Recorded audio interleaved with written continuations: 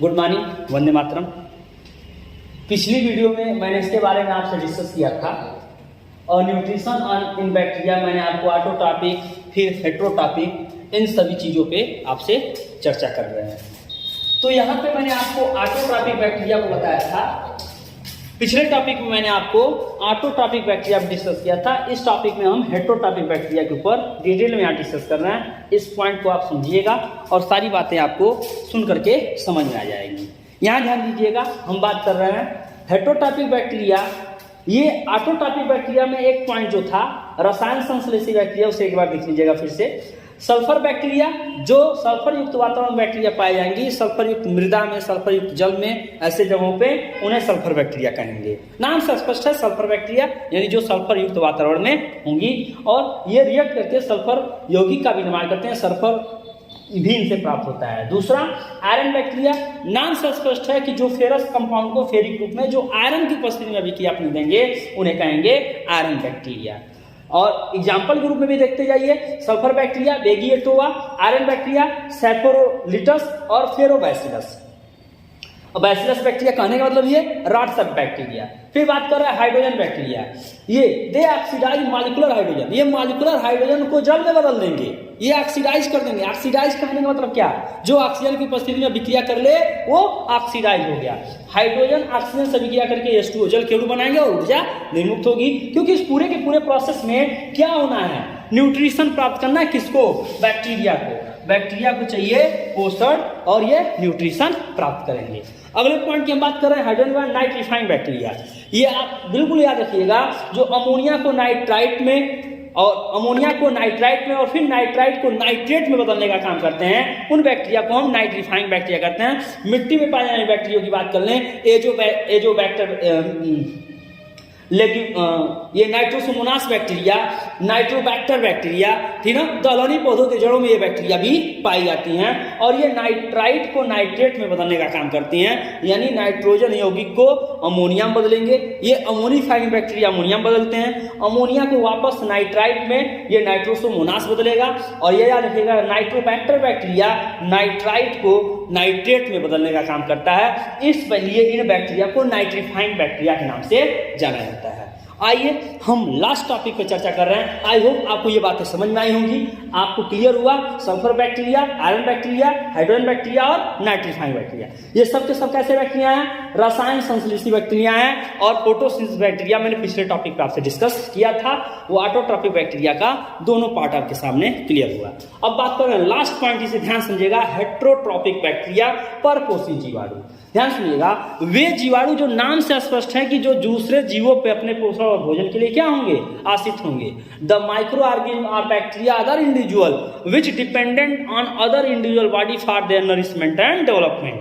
सीधा सा मतलब है कि जो जीव अपने पोषण, अपने विकास के लिए, अपने भोजन के लिए दूसरे जीवों पे आश्रित होंगे, उन्हीं को कहा जाएगा हेटेरोट्रॉपिक। और हेटेरोट्रॉपिक में पहला आपका पैरासिटिक, दूसरा सेप्रोफाइटिक, तीसरा सिम्बियोटिक। नाम से स्पष्ट है। पैरासिटिक जो लिविंग मटेरियल पे डिपेंडेंट होंगे, परजीवी जिन्हें कहा जाएगा। वे जीव जो दूसरे जीवों पे आश्रित होंगे उन्हें परजीवी कहा जाएगा। और परजीवी ये बैक्टीरिया पैथोजेनिक बैक्टीरिया भी कहलाते हैं। Example न्यूमोनोकाकस, साल्मोना typhi. न्यूमोनोकाकस जो निमोनिया रोग उत्पन्न करता है, साल्मोना टाइफी जो टाइफाइड रोग उत्पन्न करता है। ये बैक्टीरिया जो दूसरे लिविंग जीव होंगे, जो दूसरे जीव होंगे, उनके ऊपर ये क्या करेंगे? अपना भोजन प्राप्त करेंगे। इसीलिए इसे पैरासिटिक बैक्टीरिया या इसे परजीवी जीवाणु के नाम से जाना जाता है। अगला सेप्रोफाइटिक बैक्टीरिया, वे बैक्टीरिया जो मृतोपजीवी होंगे। वे बैक्टीरिया जो मृतोपजीवी होंगे। ध्यान दीजिएगा, सेप्रोफाइटिक कहने का मतलब क्या? मृतोपजीवी बैक्टीरिया, मृतोपजीवी जीवाणु, यानी वे जीवाणु जो डेड डिकेइंग ऑर्गेनिक मैटर, सड़े गले मृत पदार्थों पे अपने पोषण के लिए आश्रित होंगे, उन्हें हम मृतोपजीवी जीवाणु या मृतोपजीवी बैक्टीरिया कहेंगे। सेप्रोफाइटिक बैक्टीरिया के नाम से जाना जाएगा।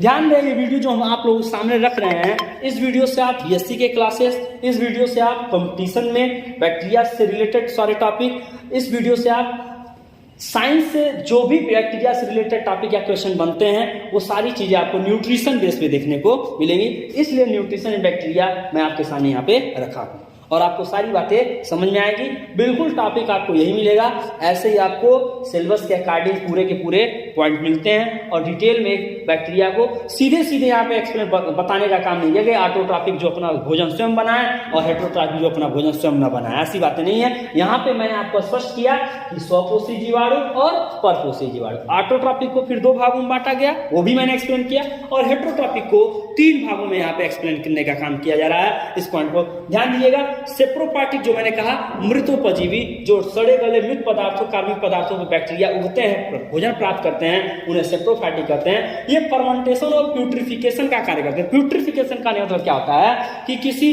कार्बनिक पदार्थ, सड़े गले मृत पदार्थ, लकड़ी उकड़ी, इन सब चीजों को सड़ा गला करके मिट्टी में परिवर्तित कर देना, प्यूट्रिफिकेशन के नाम से जाना जाता है। और ये बैक्टीरिया याद रखिएगा, एग्जाम्पल देखिए, लैक्टोबैसिलस, दूध से दही का निर्माण, कौन सा प्रोसेस? फर्मेंटेशन। यहाँ आपको एग्जाम्पल भी समझ में आ गया और बात भी आपको समझ में आ गई। Last, symbiotic bacteria. नाम से स्पष्ट है कि वे जो जीवाणु जो किसी दूसरे जीव के साथ एक सिम्बियोटिक रिलेशनशिप दिखाएंगे। सिम्बियोटिक यानी उसके साथ रहेंगे, उसे भी लाभान्वित करेंगे और अपने लिए भी लाभ प्राप्त करेंगे। इस बैक्टीरिया को सिम्बियोटिक बैक्टीरिया कहते हैं। जैसे दलहनी पौधों के जड़ों में जो बैक्टीरिया पाए जाते हैं, लाइजोबियम। राइजोबियम ये क्या काम करते हैं? नाइट्रोजन स्थिरीकरण का काम करती है। किसका काम? Nitrogen fixation. ये नाइट्रोजन स्थिरीकरण का काम करती है। दलहनी पौधों के जड़ों में पाए जाने बैक्टीरिया राइजोबियम, ये जीवाणु दूसरे जीवों के साथ लाभदायक संगठन बनाते हैं और ये भी 2 प्रकार के होते हैं। अगर ये जीवाणु या जीव सतह पर जब उपस्थित होंगे, ये जीवाणु जब किसी जीव सतह पर उपस्थित होंगे तो इसे इक्टोसिम्बियॉन्ट्स कहा जाएगा। ये जीवाणु जब किसी जीव सतह के ऊपर पाए जाएंगे तो इक्टोसिम्बियॉन्ट्स, और जीव सतह के भीतर पाए जाएंगे तो इंडोसिम्बियॉन्ट्स कहलाते हैं। हमारे शरीर में इस्चेरिचिया कोलाई, ई कोलाई बैक्टीरिया, वो भी हमारे शरीर में सिम्बियोटिक रिलेशन दिखाती है, जो हमारे शरीर में विटामिन के निर्माण में भी सहायक होती है। एग्जाम्पल के रूप में एक और एग्जाम्पल लीजिएगा, E coli, E coli, Escherichia coli. I hope आपको बातें समझ में आई होंगी। न्यूट्रिशन इन बैक्टीरिया टॉपिक आपको क्लियर हुआ। और एक बार फिर मैं यहाँ पे रिवाइज कर दे रहा हूँ। ऑटोट्रॉपिक में कीमोसिंथेटिक को समझ लीजिए, सल्फर बैक्टीरिया जो सल्फर युक्त वातावरण में होंगी, सल्फर का निर्माण भी करेंगे। एग्जाम्पल देखिए 2। आयरन बैक्टीरिया स्फेरोलिटस, फेरोबैसिलस, ये फेरस कंपाउंड को फेरिक रूप में बदलेंगे। हाइड्रोजन बैक्टीरिया ये मॉलिक्यूलर हाइड्रोजन को ऑक्सीडाइज करने का काम करते हैं, जल का निर्माण और ऊर्जा निर्मुक्त होगी। और चौथा, नाइट्रीफाइंग बैक्टीरिया या नाइट्रोसोमोनास नाइट्रोबैक्टर, ये नाइट्राइट को या नाइट्रोजन यौगिकों को नाइट्रेट में बदलने का काम करते हैं। याद रखिएगा, NO3- यानी नाइट्रेट और ये नाइट्रेट। और यहीं पे आपका परजीवी जीवाणु जिसे हम कह रहे हैं हेटेरोट्रॉपिक, इसे 3 भागों में बांटा गया। पैरासिटिक जो परजीवी होंगे, जो किसी जीव पे, किसी जीवधारी पे सीधे, एक बात ये भी याद रखिएगा, ये बैक्टीरिया पैथोजेनिक होते हैं और जिस जीव शरीर पे पाए जाएंगे, जिस जीव शरीर पे पाए जाएंगे उसे होस्ट के नाम से जाना जाएगा, ये याद रखिएगा। फिर बात कर रहे हैं हम सेप्रोफाइटिक जो मृतोपजीवी होंगे और लास्ट सिम्बियोटिक जो सहजीवी होंगे। आई होप आपको पूरी बातें समझ में आई होंगी। Thanks to all of you.